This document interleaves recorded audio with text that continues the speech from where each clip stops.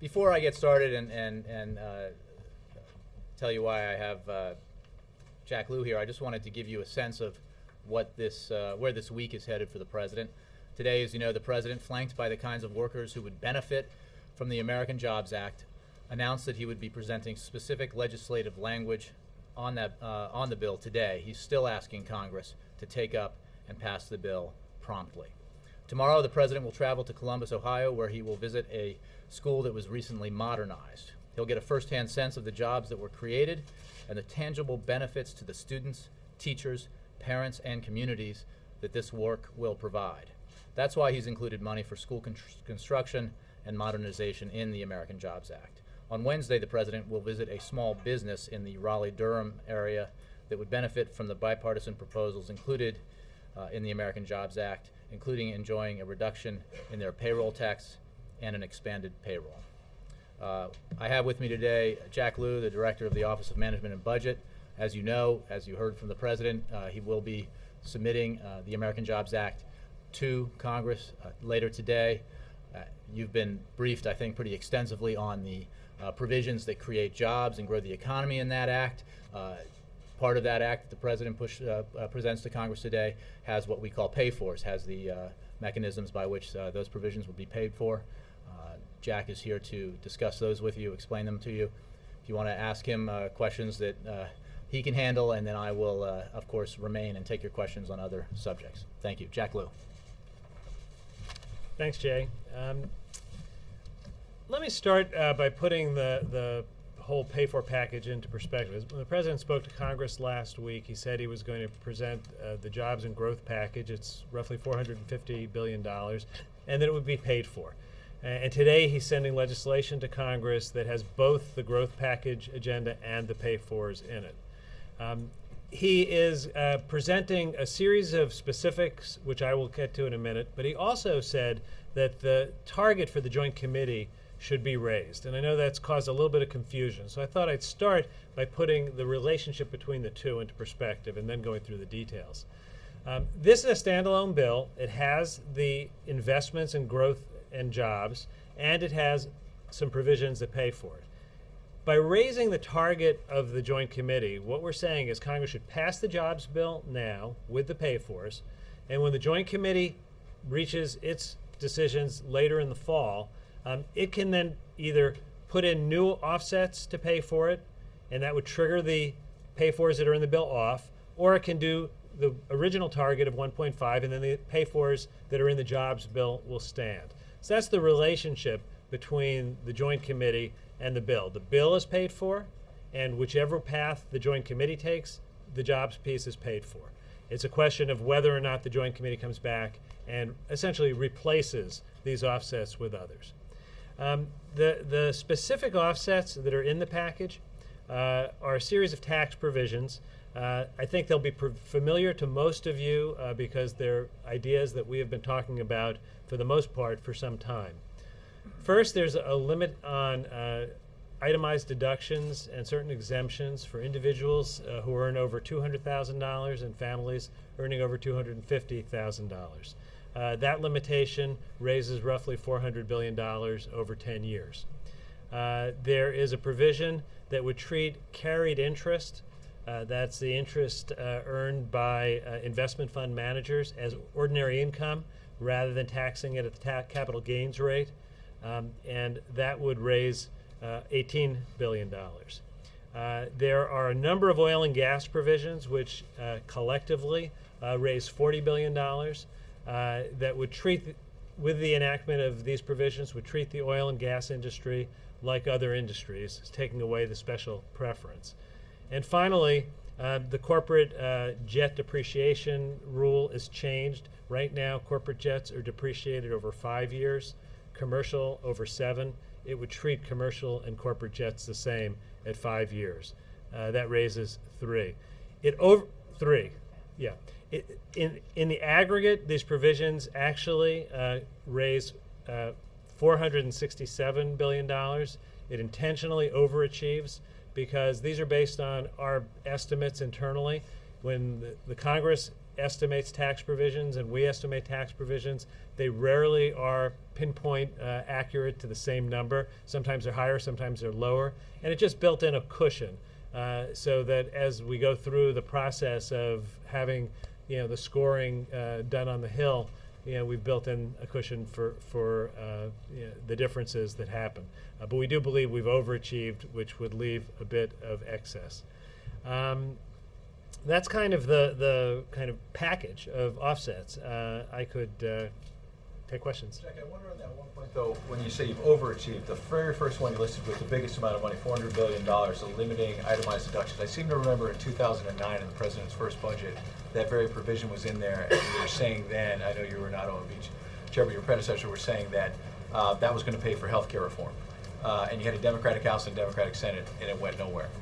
So how are you going to get it done now with the Republican House? I think that the merits of the proposal stand on its own.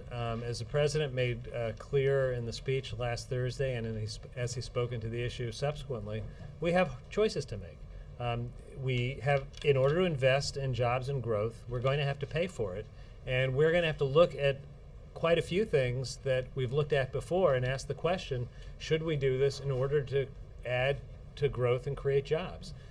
We think the American people will think this is the right package. But it's our offer as to what the right way to pay for it is. We think Congress should take it up and pass it. Doesn't agree. You essentially have $50 billion left for well, but we believe Congress should $450. agree. We believe Congress should agree. But if they don't, you've got no money. We have policies here that are very real, and again, it's a choice. Do we want to leave? The way this limitation on itemized deductions works. If you earn $200,000 as an individual or $250,000 as a family, your itemized deductions and exemptions are worth roughly 28%. That's the tax rate. If you're in a higher tax bracket, it's worth 33 or 36%.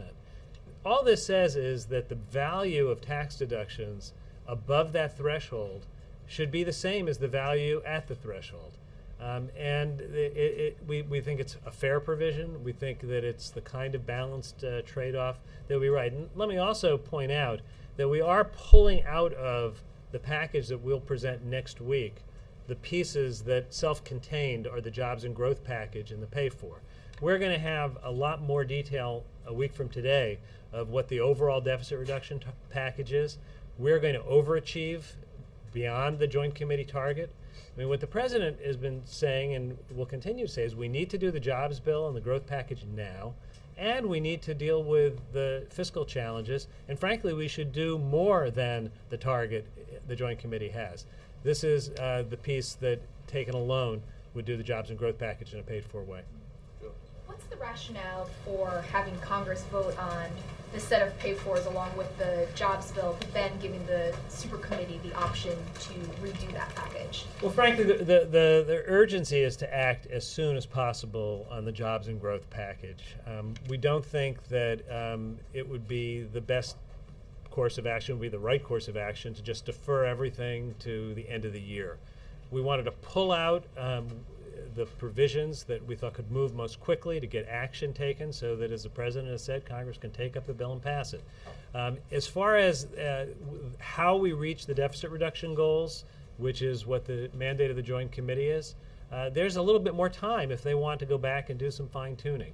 So if you think of it as a kind of trigger mechanism, these are in place unless the Joint Committee acts to trigger them off. And it really is a way to try to get action started sooner. Is there any provision in here where whatever Congress would decide on for these pay-fors, if they were to pass, the super committee would have to make a decision if they were to redo that package that would at least make sure that it was of an equal amount? The super committee, if the recommendations as we're putting them forward are adopted, will have to hit the target of 1.5 plus the cost of the jobs bill. So if they want to take these provisions and displace them under those rules, they would have to equal it. Obviously, Congress can pass a subsequent law. Jack, is it fair to say that given these pay-fors, that the president believes that the wealthiest Americans should pay more in order to pay for his jobs bill? I think that what this package means is that we want action taken now on the jobs and growth package. It is a challenge to break apart a multi-trillion-dollar deficit reduction package so you can get a piece that stands on its own and moves quickly. This was the attempt to put together a package that can be self-contained and move quickly. I think in terms of looking at the overall balance of shared sacrifice, when you see the package next Monday, you'll see that there's shared sacrifice that's substantially broader than just the wealthiest Americans. I think what the president has said and what this means is that as we're going through the process of dealing with paying for a jobs and growth package and reducing the deficit, that the most fortunate have to be part of that. But the president's about to embark on a campaign where he's going to blame Republicans in Congress if they don't pass this jobs bill. And he's setting it up, as you pointed out, as a choice. The choice between jobs for Americans or tax cuts for corporate jet owners, for oil and gas companies, and for deductions for the wealthiest Americans. Is that incorrect? At its most simple level, what the president said on Thursday night stands, and it is just profoundly true. We can't afford everything. We have to make choices. And I think if the American people were asked to make a choice between tax breaks for investment fund managers who get preferential treatment for carried interest, and oil and gas industry tax breaks that treat oil and gas more favorably than other investments, and corporate jets that are treated more favorably than commercial, that is not a hard choice for most Americans if the choice is creating economic growth and jobs or tolerating the results of many years of inequities in the tax code. How many jobs will be created with this plan? So we have not put out an official administration estimate. We just don't do official job estimates. Do you have numbers that I think internally? that we've seen the same numbers that you've seen that private forecasters have put out. Mark Zandi put out some numbers on Friday. Macroeconomic advisors put out some numbers on Friday. There's a range, but it's millions of jobs. It's a very substantial amount of job growth, whichever of the numbers you look at. So the Zandy numbers are on target, would you say? Well, I referred to two numbers that came out in different places. There's a range. I don't remember. I think Zandy said 1.9. Yeah, 1.9, and macroeconomic advisor was a little bit lower. In each case, they kind of demonstrate that there is very significant impact on GDP growth, very significant impact on job growth, and very significant reduction in unemployment, which is why the president's message to Congress is take this bill up and pass it now. Isn't it easier, though, to sell a plan to the American people if you can say, listen, this bill will create 2 million jobs or 1.5 million? Does it not make it an easier sell? It's always a challenge with these kinds of projections because they're subject to a lot of things other than just what you're proposing in the package. I think we are very comfortable looking at the estimates that outside experts have done, which very much support the importance of this package as an engine of economic growth in terms of faster GDP growth, in terms of job growth, in terms of bringing down unemployment. And I think that the American people don't want us to be standing here kind of arguing over estimates, but getting the job done to create jobs. A question about what you're going to propose next week. You say you're going to overachieve the target. I guess you're referring to the 1.2 to 1.5 million.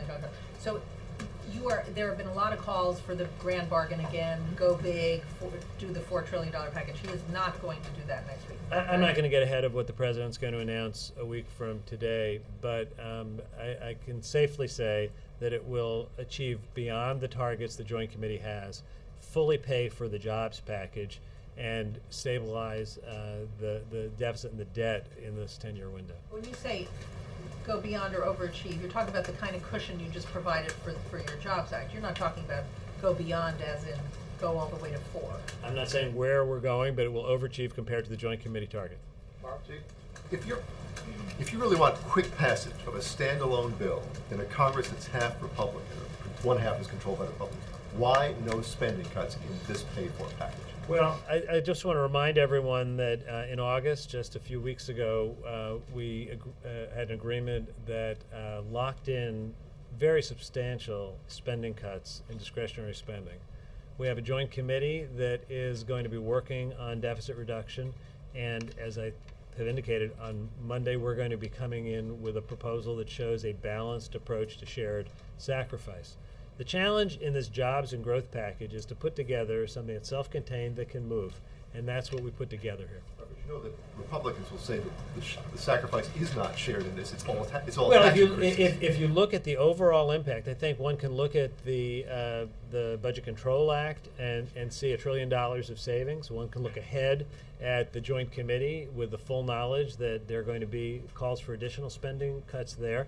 The President has always said that a balanced approach involves all of them, not just some of the areas of the budget. And this is one piece of the overall effort. Thanks. Maybe I'm just not getting it, but I thought that all these things that are in the pay-fors that he's proposing now are things that were proposed before when it was a smaller amount of, before this got added to the stuff that the super committee was going to have to do. So does this mean that itemized deductions, carried interest, oil and gas provisions, and corporate jet stuff are off the table for the additional cuts that they'll have to come up with, or that there could be more of these, you know, these numbers plus more? I don't know if I worded that in a way that makes sense. Obviously, each of the things that saves money or raises revenue can only be used once, and I do understand that there's the risk that if you kind of use things in two places, you don't get the result you mean. We are saying that next week we will be putting out a plan which includes these provisions and others that will overachieve compared to the Joint Committee plan. The Joint Committee will then look at what we've submitted to it. It will look at other things as well. They will make some choices as to how they want to approach deficit reduction. So this will be, this hopefully will have passed the Congress, will be in place as something that takes effect unless they take some other action. And in that case, they couldn't use it to meet their 1.5. Right. If they, whether Congress accepts the President's proposal to do this, or whether the Joint Committee decides to seize on these, even if they pay for 467, that 467's got to offset 447. Yeah. And So you need 1.5 on top of Then you're at that. zero. Then you got to Yeah, come yeah. up with completely new other ways to have the 1.5. That is correct. Carol and Paul. Why are the separation of the two? I understand you want to put the pay-fors with the jobs plan as a package, but why not put out the deficit reduction plan, the larger one, now instead of a week from now? The committee is meeting a couple of times before they'll see what the president's putting forward. We are working hard on putting the final plan together, and we'll put it out a week from today, which is very much in time to be part of the committee's deliberations. We've it's very much our purpose to have the president's specific details out there early in the process, so that It's just not complete yet? No, I think that the urgency of the jobs and growth package is that we have an immediate urgent need for Congress to act on jobs and growth. It can't wait till Thanksgiving, and it can't wait till Christmas. So we can't tie dealing with jobs and growth to the schedule of the Joint Committee. We moved as quickly as possible to get the jobs and growth package out, so literally as soon as Congress returned from the August break, this package is out there. Thursday was the presentation of the policy. Today we're sending legislative language. We're moving very quickly to get this jobs and growth package up there. We'll bring the full package out a week from today. I said this already. What time is when are you sending this? Later in the day today. Congress is in the afternoon, I believe, but the exact time will. The President has talked about making sure wealthy corporations pay their fair share. Treasury is supposed to come out with its white paper on corporate tax reform. And I'm just wondering if the deficit reduction plan next week might include eliminating or limiting multinational tax rates, particularly international tax law, multinational tax rates. I don't want to get ahead of what the President said last Thursday and what he's going to say a week from today. There will be additional discussion of our corporate tax plan in the package next week then. Get a couple of more for Jack, and then we'll move on. Yeah. Do you anticipate any job losses from raising taxes? First of all, the kinds of provisions that we're talking about changing, we don't believe will cause any kind of a reduction in economic activity or job loss. So just in terms of the substance of these policies, we're very comfortable that they're consistent with economic growth. Secondly, in terms of timing, these provisions don't take effect till January 2013. So I think between the fact that they're not provisions that substantively should have that impact, and they won't even be on the books till January 2013, it's very consistent in terms of paying for an immediate jobs and growth package. In the middle of the road, yes, sir. Thank you, Jay. Old glasses, I see. I'll get to that. All right. Jack, when you talk about the figures and how many jobs are created, as Dan did in the previous question, one has to go back to January of '09 when the stimulus package was unveiled, and Dr. Romer and Jared Bernstein said at the time it would bring unemployment levels down to 6.8%. And they have not gone down to that level now. How can there be confidence in any figures you offer on jobs created or what the unemployment will be based on that record? As you know, I was not a member of the economic team then, and I have an outsider's knowledge of the deliberations that were going on at the time. I will say that the Recovery Act produced the level of new jobs that was expected. What changed was that the economy was in a much deeper recession than anyone knew at the time. The hole was deeper and it was that much harder to get out. So, I think there's a danger of ever predicting unemployment rates because, as I said in response to the earlier question, there's a lot of things that determine what the unemployment rate is and will be. So even if you create X million new jobs, if you started out farther behind on economic growth, it's going to take longer to hit a certain level of unemployment. So my own view is, and always has been, that it's a dangerous thing to try to pinpoint predicting unemployment rates. I do think that when you look at a package like this that you know is going to have a positive impact in terms of GDP growth, and you know it's going to have a positive effect on jobs with a multiplier, that there is very much a demonstrable impact on job growth.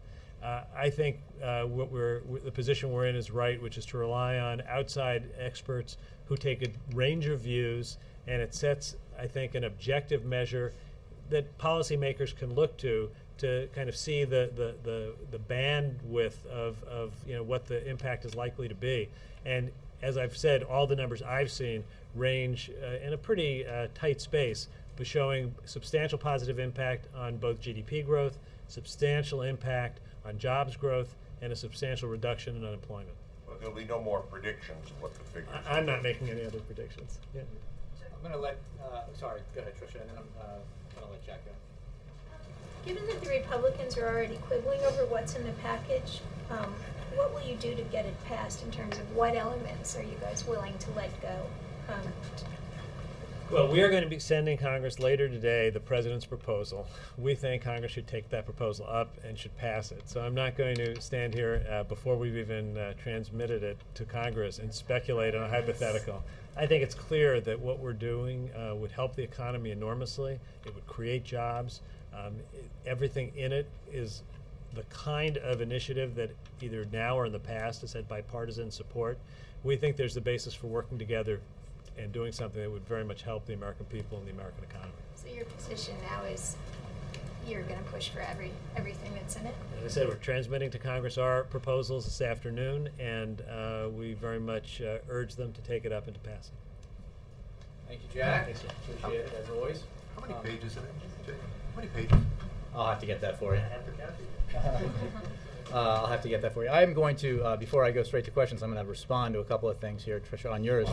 The President believes the United States Congress should, upon receiving the American Jobs Act, pass it. He is submitting a bill that, by the estimate of any economist on the outside whose PhD is worth the value of the paper it's printed on, would say creates jobs and grows the economy.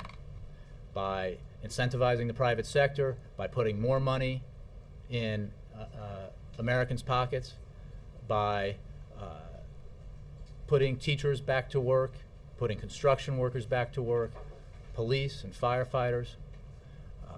And he believes the American Jobs Act should be passed by Congress.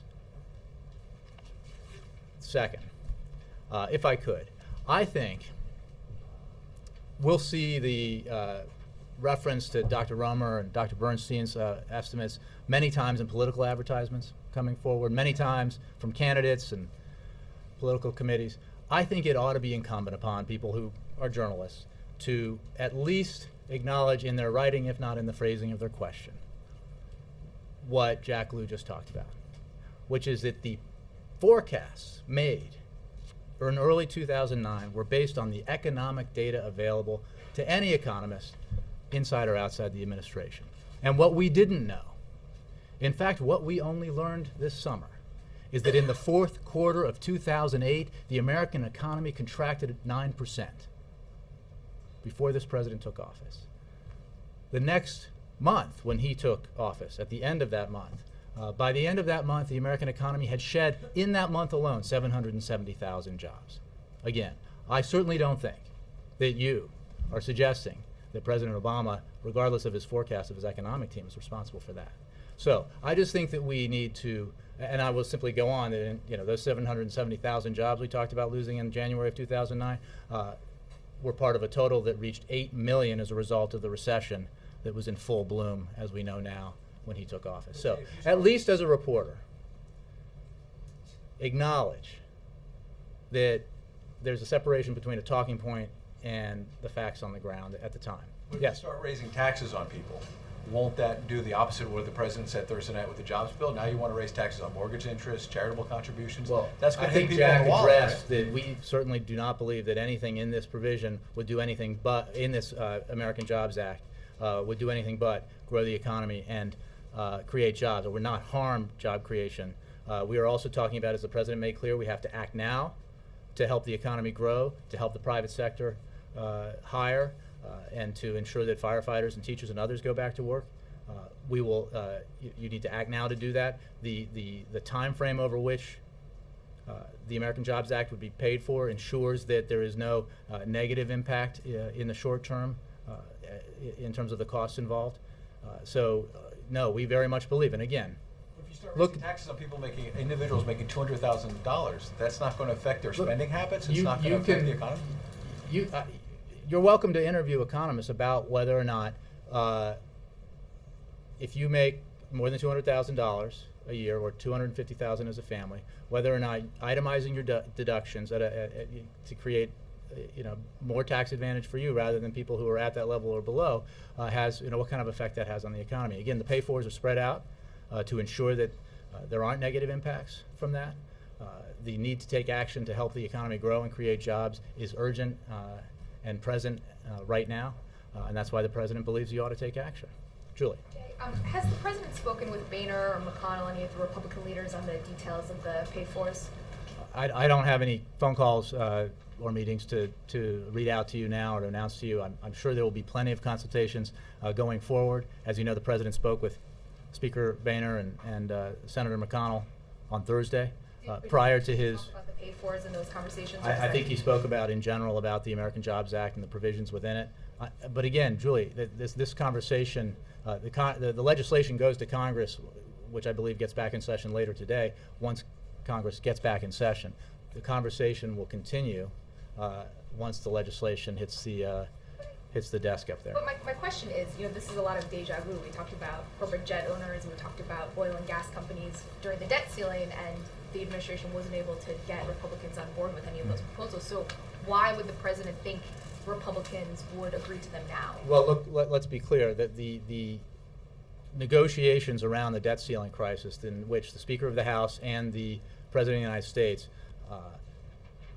tried to reach a grand bargain on the $3 to $4 trillion scale in terms of deficit reduction, involved both spending cuts, discretionary spending cuts, entitlement reform, and tax reform, tax revenues. As the Speaker himself ultimately did admit, from the floor of the House, he had agreed to put revenues on the table.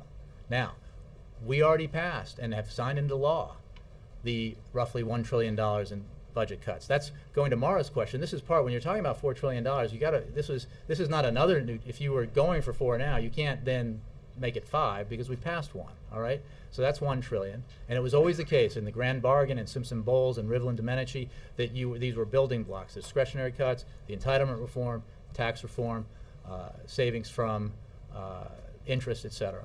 So the president is asking the Congress to make choices because, as he said, we simply don't have the capacity to pay for everything, to pay for special treatment in the tax code for oil and gas companies, which are also making record profits this year, and jobs for up to 280,000 teachers. We don't have enough to pay for a special little provision in the tax code for corporate jet owners that doesn't apply to commercial jet owners, and also pay for the kind of repairs that schools across the country need.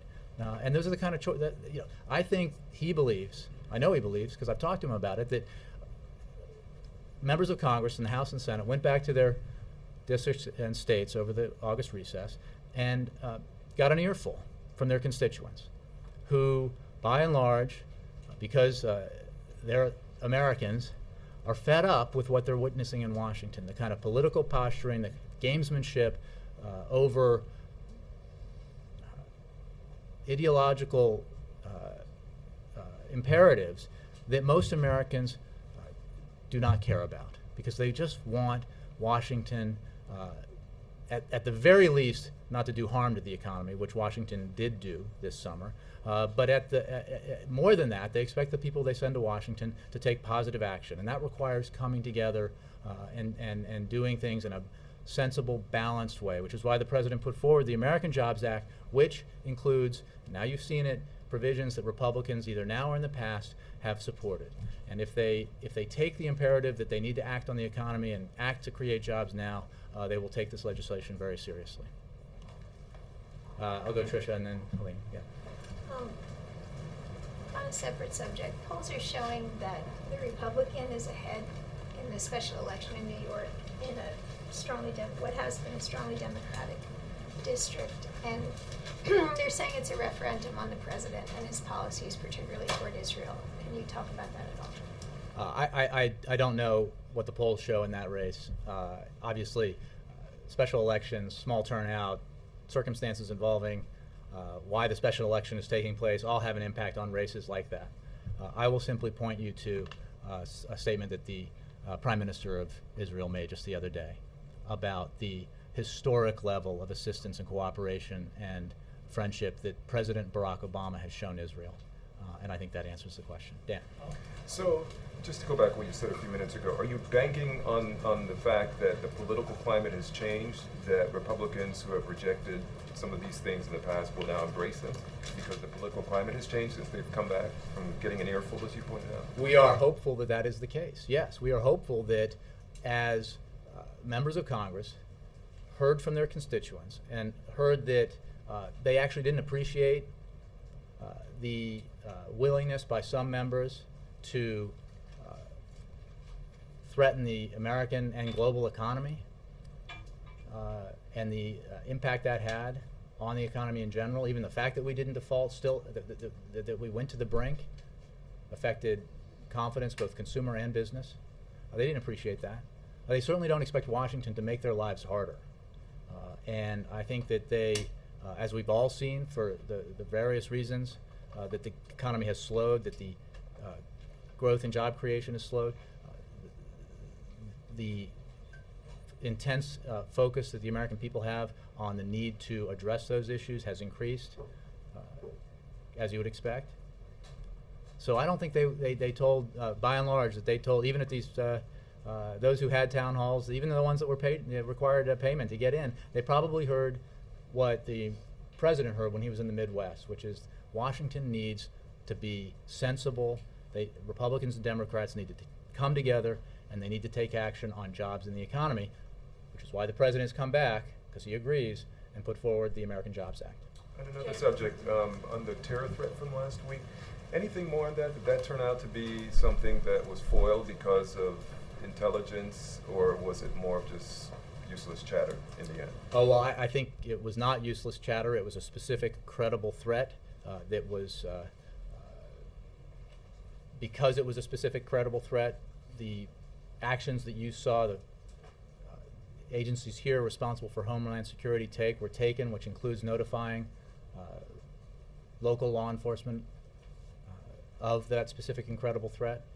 And I think that we continue to remain very focused, as the President made clear was necessary when he met with his team over the weekend, on pulling all the threads on that threat and chasing it down. And that's what we do with all specific and credible threats, and we'll continue to do it.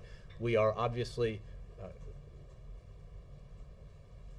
relieved that the anniversary of 9/11, the 10-year anniversary, went off without an incident, because we knew, based on information that was gathered in Osama bin Laden's compound, that al-Qaeda remained very interested in that specific date and in significant dates in general. But we don't suddenly stop our vigilance the day after. The vigilance continues, and on that issue in particular, the work continues. Jay? Let me go to Helene, and then I'll go to Mary. Yeah. Thanks, Jay. How'd you break your glasses? I am so mad about this, but I lost my glasses. And I was buying my son a bike for his birthday, and I know. And I think when I was taking it off the bike rack at home, that I had my sunglasses on. I had the other ones, and I think I put them on the bumper, and then drove off. So You're blaming your son. I'm blaming my son. I take full responsibility for the regrettable action that resulted in the loss of my fancy new glasses. I'm gonna go back to the cockpit look. I'm going to try to rustle the money together, because I do need the prescription, the new prescription back. Yeah. I realize that all of us keep asking a different version of this question, but since so much of your strategy seems to depend on a change of heart by the Republican Party because they've supposedly read the Riot Act by voters during their summer recess, have you seen any evidence whatsoever since they got back that that is actually the case and that you are dealing with a different political environment? We certainly have seen, as you have, some conciliatory messaging, if you will, from some members of Congress, and that's a welcome thing.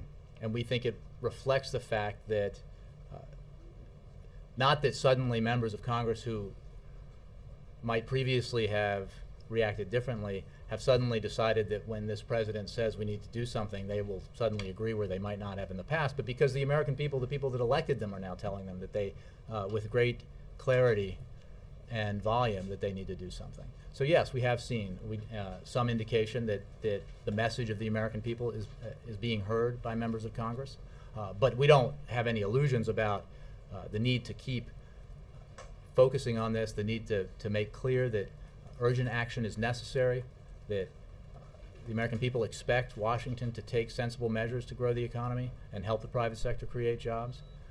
And so we will keep up that conversation very aggressively. It just goes back to, I think, what I was saying to Julia, which is it becomes a question of choices. And I think Margaret was talking about this. I mean, you need to look at it in terms of, or Dan, I can't remember, but why the provisions that are set aside in the American Jobs Act, if Congress were to pass it tomorrow, it would be paid for if it passed it entirely. You needed those discrete measures to make that the case. But when you still look at the overall package in terms of deficit and debt reduction that the president supports, you're still talking about balance between cuts and revenues. And this goes to the $1 trillion in cuts that he signed into law. It goes to his commitment, as he restated in his address to the joint session of Congress, to deal with entitlement reform, and his absolute insistence that we may have to make the burden sharing here fair. And that goes to revenues and tax reform. So you will see this story continues as we go forward. Can I follow on Lean's question?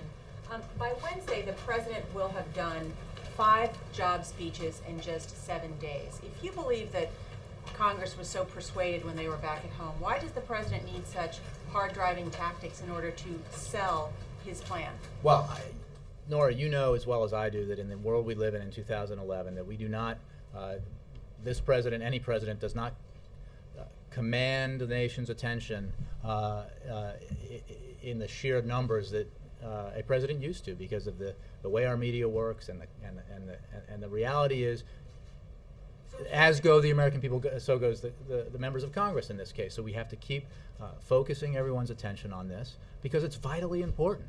So You don't to just kick off simply a say, campaign in order to do don't, that? you know, I've been asked this question, isn't this a campaign? You're absolutely right, it is a campaign. The president is campaigning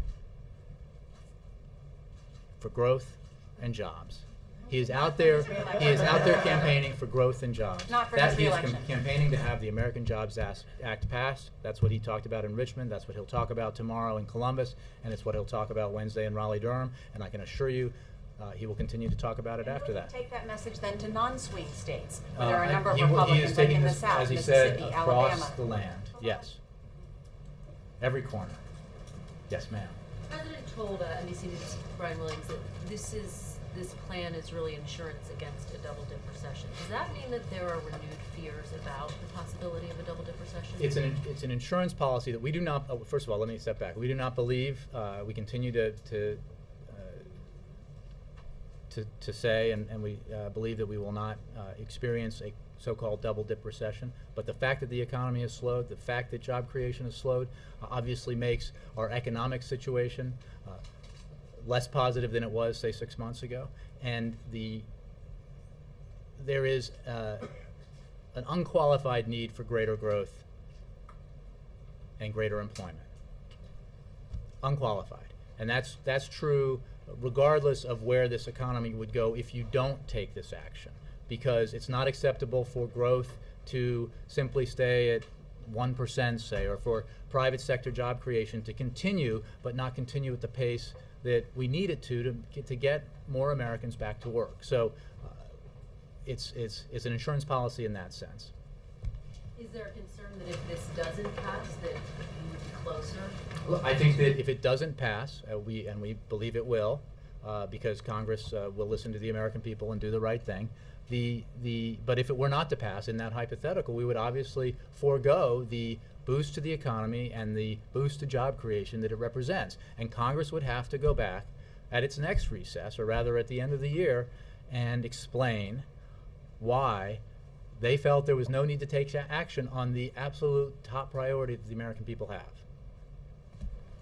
Margaret, and then Steve. I wanted to switch gears to foreign policy for a second. Writing in today's New York Times, Turki al-Faisal, the former Saudi ambassador to the U.S., talked about the Palestinians' bid for statehood at the UN and the U.S. opposition to it, and said that that if the U.S. doesn't support the Palestinian bid for statehood at the UN, quote, Saudi Arabia would no longer be able to cooperate with America in the same way it historically has. Said U.S. influence would decline, Israeli security would be undermined, Iran would be empowered, and that the Saudis would switch gears on Iraq and maybe Afghanistan and Yemen. So we've talked before, in the briefing about U.S. position that the UN vote's not the right way to go, that direct negotiations are the right way to go. Is the U.S. concerned about how the Saudis will react, and what are you doing both publicly and behind the scenes to try to prevent everything you foreshadows in here? I'll say two things. First of all, we obviously have a lot of important relationships in the region and around the world with countries that care very deeply about this issue. And we will continue to handle those relationships with the mindful of the importance that they have for us. But we've been very clear about the fact that the only realistic path for the Palestinians to realize their aspirations is through direct negotiations. A unilateral effort, Palestinian effort, to achieve statehood at the UN would be counterproductive. Even if these actions are well-intentioned, they will not achieve statehood. And they will, and for that reason, we continue to make clear that we oppose it, and we continue to make clear that we believe that both sides need to return to direct negotiations. That is the only path to the kind of solution that the Palestinians rightfully want, and that the Israelis rightfully want. You have to do it through direct negotiations. You won't get it through the UN. that what he talks about are things that could happen, and what are you doing to try to react? Again, I don't have any specifics with regard to an individual bilateral relationship we have. Again, there are a lot of countries in the region and the world who understandably have a specific interest in this, and we share that interest. And we work with our partners bilaterally and multilaterally to address this issue. We are very convinced that the only way that the Palestinians will achieve their aspirations is through direct negotiations. Steve. Just following on that, given the fact that Prince Turki has billed himself in the past as a great friend of the United States, and the President has made great efforts to reach out to the Muslim world, are you not concerned, whatever the merits of the Palestinian case, that a U.S. veto would cause great harm to U.S. foreign policy in the Arab world? And does the White House still believe that it could be possible to come to some kind of solution that would convince the Palestinians not to necessarily go all the way to the Security Council next week? Well, I don't want to predict ahead of time what will or won't happen next week.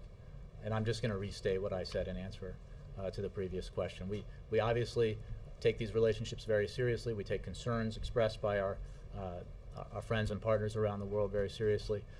But we are absolutely convinced that trying to achieve statehood through the UN is counterproductive, and that it will not allow the Palestinians to achieve their aspirations. John. To follow and clarify on Ed Henry's earlier question, to avoid undercutting the growth acceleration and job creation of your bill, have you backloaded all or some of the pay-fors in the bill, that is the tax increases, so that they don't take effect in the next year, but take effect later in the 10-year window?